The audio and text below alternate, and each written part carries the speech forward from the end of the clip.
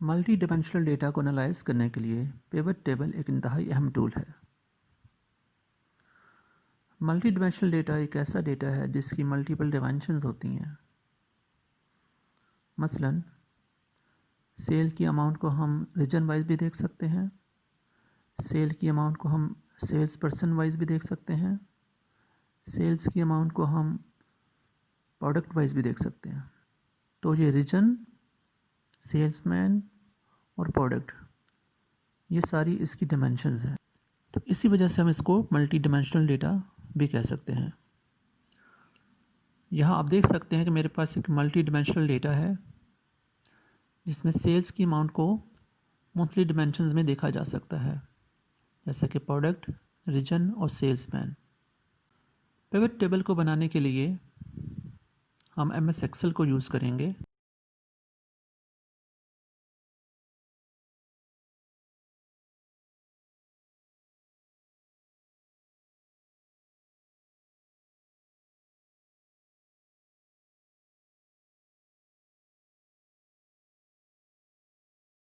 Excel की worksheet पर आप किसी भी सेल को क्लिक करें जहाँ पे आप पिवट टेबल को क्रिएट करना चाह रहे हैं।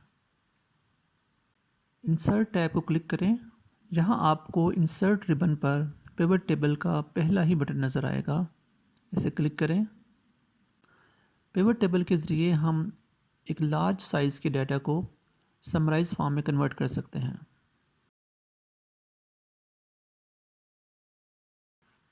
यहाँ आपको क्रिएट पिवट टेबल का डायलॉग बॉक्स नज़र आएगा। इसकी पहली ऑप्शन में आपको डेटा की रेंज सेलेक्ट करनी है जिसके लिए आप पिवट टेबल बनाना चाहते हैं।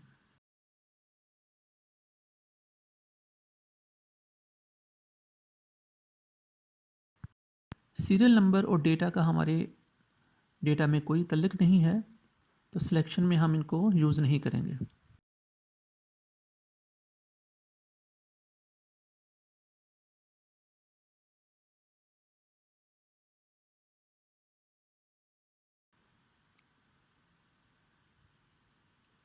दूसरी ऑप्शन में आपको यहाँ ये बताना है कि आप पिवट टेबल न्यू वर्कशीट पे बनाना चाहते हैं या एग्जिस्टिंग वर्कशीट पे बनाना चाहते हैं, जो कि आपको सामने नज़र आ रही है।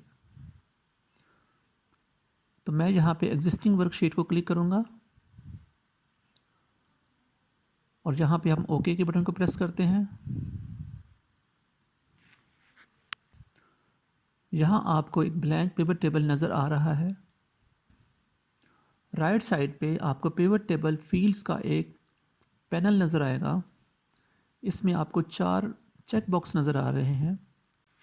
ये चारों चेक बॉक्स वही कॉलम्स के नेम है जो हमारे डेटा में है, जिसमें हमारी एक सेल्स की फिगर है और उस सेल्स की 3 डिमेंशंस हैं। इसी पैनल के नीचे आपको 4 सेक्शन नज़र आएंगे जिसमें एक फ़िल्टर्स, कॉलम्स, रोज़ और वैल्यूज़ का है। कॉलम्स का बॉक्स आपकी उस डिमेंशन के लिए है जिसको आप कॉलम्स में कन्वर्ट करना चाहते हैं, और रोज़ का बॉक्स उस डिमेंशंस के लिए है जिसको आप रोज़ में कन्वर्ट करना चाहते हैं, और फिल्टर्स का चेक बॉक्स उस डिमेंशंस के लिए है जिसके ज़रिए आप पिवट टेबल पे कोई फ़िल्टर्स लगाना चाहते हैं, अपने सिलेक्टिव डेटा को सेलेक्ट करना चाहते हैं। और वैल्यूज़ का फील्ड हमारे न्यूमेरिकल डेटा के लिए है जो कि सेल्स की फिगर है। किसी भी डाटा फील्ड या डिमेंशन को आप ड्रैग करके इस बॉक्स में लेके आ सकते हैं। मसलन हम रीजन को कॉलम्स के बॉक्स में ड्रैग कर रहे हैं।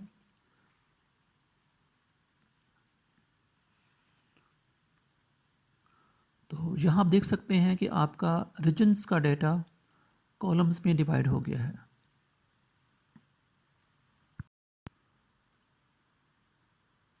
तो अब प्रोडक्ट को ड्रैग करके रोज़ के बॉक्स पे ले आएंगे। तो अब आप तो यहाँ आप देख सकते हैं कि आपकी प्रोडक्ट रोज़ में डिवाइड हो गई है। तो अब मैं यहाँ से अमाउंट को ड्रैग करके वैल्यूज़ में लेके आ रहा हूँ। पिवट टेबल आपके सामने क्रिएट हो गया है, जो इस वक्त रीजन और प्रोडक्ट को समरी फॉर्मेट में शो कर रहा है। रीजन के ऊपर आपको एक फ़िल्टर्स का बटन नज़र आएगा, इसके ज़रिए हम अपने रिक्वायर्ड रीजन को सिलेक्ट कर सकते हैं। आप किसी एक रीजन को भी सिलेक्ट कर सकते हैं या मल्टीपल रीजन्स को भी सिलेक्ट कर सकते हैं।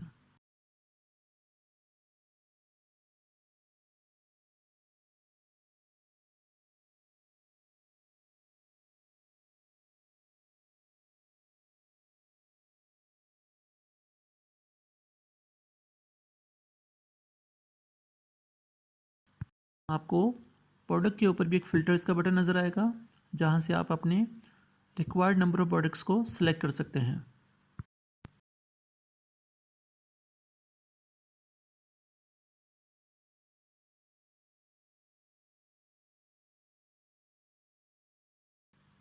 यहाँ मैं सेल्समैन की डिमेंशन को रोज़ के ब्लॉक पे ड्रैग कर रहा हूँ। यहाँ आप ये देख सकते हैं कि हर एक प्रोडक्ट जो है वो सेल्समैन के डेटा में डिवाइड हो गई है। तो आप इससे ये एनालाइज़ कर सकते हैं कि किस प्रोडक्ट को किस किस सेल्समैन ने सेल किया है।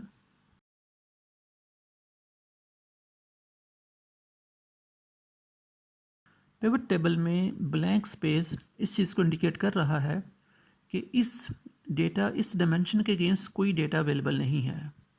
फॉर एग्ज़ाम्पल यहाँ तलहा ने लाहौर में कोई सेल नहीं की, तो यहाँ मैंने सेल्समैन और प्रोडक्ट की डेटा को स्वैप कर दिया है। तो अब आप देखें कि हर एक सेल्समैन जो है वो डिफरेंट प्रोडक्ट्स के डाटा को शो कर रहा है। इससे आप ये एस्टिमेट कर सकते हैं कि किस सेल्समैन ने कितनी नंबर ऑफ़ प्रोडक्ट्स सेल की हैं।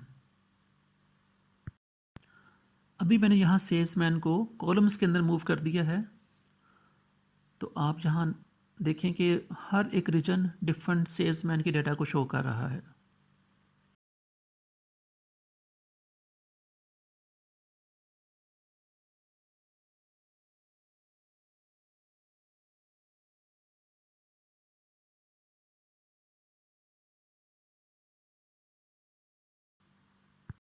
तो यहाँ मैंने रीजन को फ़िल्टर्स के अंदर डाल दिया है। किसी भी डिमेंशन को जब हम फ़िल्टर्स में यूज़ करेंगे तो उसको कॉलम्स या रोज़ में यूज़ नहीं किया जा सकता। तो यहाँ देखें कि आपको पिवट टेबल के ऊपर एक फ़िल्टर्स रीजन्स के नाम से नज़र आ रहा है। तो यहाँ से हम अपने सिलेक्टिव रीजन को सेलेक्ट कर सकते हैं। तो आप देखेंगे कि आपका पिवट टेबल सिर्फ उसी रीजन के डेटा को शो करेगा। आप मल्टीपल रीजन्स को भी सिलेक्ट कर सकते हैं। तो इस तरह से आपको मल्टीपल रीजन्स का डेटा समरी फॉर्मेट में नज़र आएगा।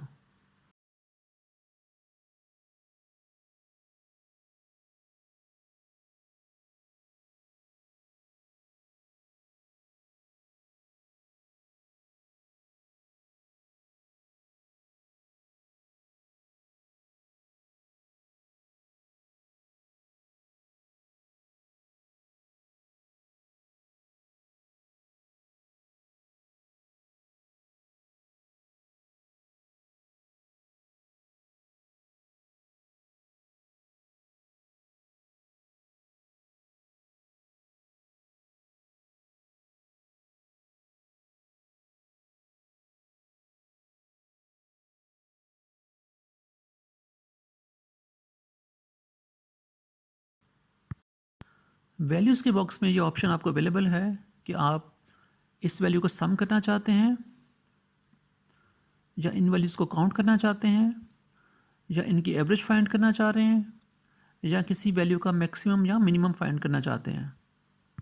तो यहाँ देख सकते हैं कि मैंने काउंट को सिलेक्ट किया है। यहाँ पिवट टेबल से आपको ये पता चलेगा कि किस सेल्समैन ने कितनी नंबर ऑफ प्रोडक्ट सेल किए हैं।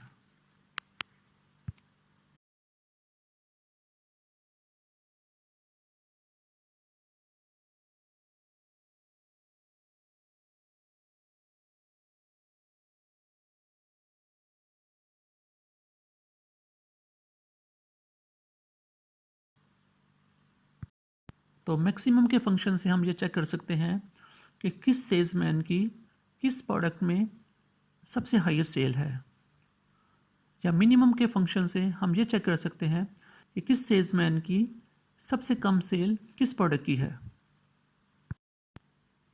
पिवट टेबल को आप ग्राफिकल फॉर्मेट में भी देख सकते हैं, जिसके लिए मुझे इंसर्ट पर क्लिक करना होगा।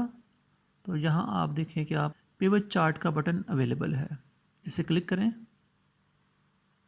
अब वो सारी ऑप्शंस जो कि आप पिवट टेबल बनाते वक्त इस्तेमाल की हैं, वो सारी ऑप्शन यहाँ भी इस्तेमाल करेंगे। आप डेटा सेलेक्ट करेंगे, शीट का रेफरेंस देंगे, ओके प्रेस करें, तो एक ब्लैंक चार्ट आपके सामने आपको नज़र आ रहा है। पिवट चार्ट फील्ड्स के पैनल के थ्रू हम अपने डेटा को सेट करेंगे, अपनी डायमेंशंस को सेट करेंगे।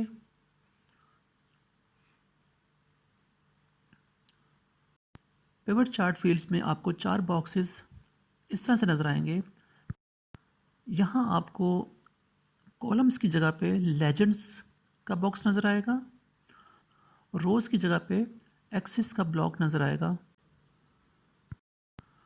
तो जिस डायमेंशन को आपने लेजेंड बनाना है उसको आप ड्रैग करें और लेजेंड के बॉक्स पे ले आएँ, और जिस डायमेंशन को आप एक्सिस के तौर पर रिप्रेजेंट करना चाहते हैं उसको ड्रैग करें और एक्सिस के बॉक्स पे रिलीज़ कर दें।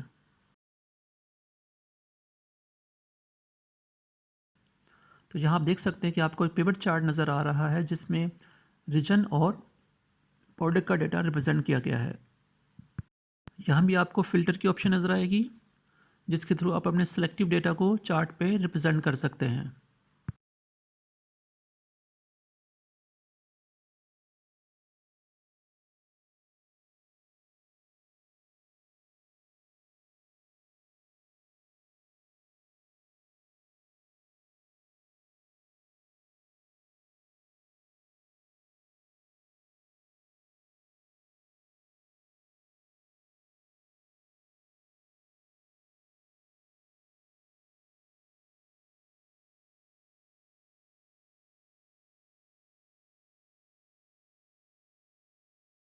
तो यहाँ भी आप मल्टीपल डिमेंशंस को एक्सिस पे या लेजेंड्स के तौर पर रिप्रेजेंट कर सकते हैं।